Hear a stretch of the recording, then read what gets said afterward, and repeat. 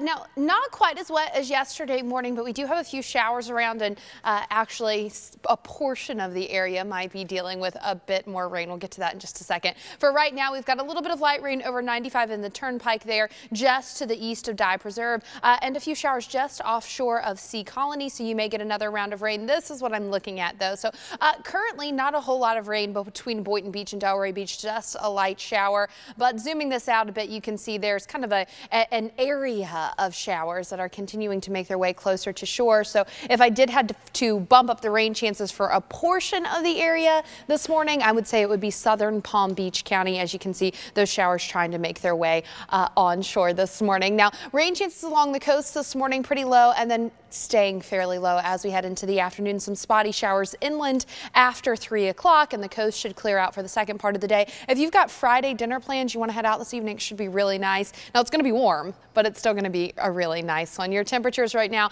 68 in Okeechobee, 67 in Indiantown, 71 in Fort Pierce. A tad bit warmer if you head into West Palm or Boynton, both in the mid to upper 70s. Your hour-by-hour forecast through the morning. Sunrise around 6:30, and then we'll be in the lower 80s by 9 a.m. and the mid 80s by 11 o'clock. It's going to be a very warm and humid day today. Are you trying to plan out your weekend? One day has much lower rain chances. Saturday looks much drier than Sunday. Sunday, not a washout for your Veterans Day, but there will be the chance for rain and maybe an isolated storm. Our next big cold front moves through Tuesday into Wednesday. You can see that dip in temperatures.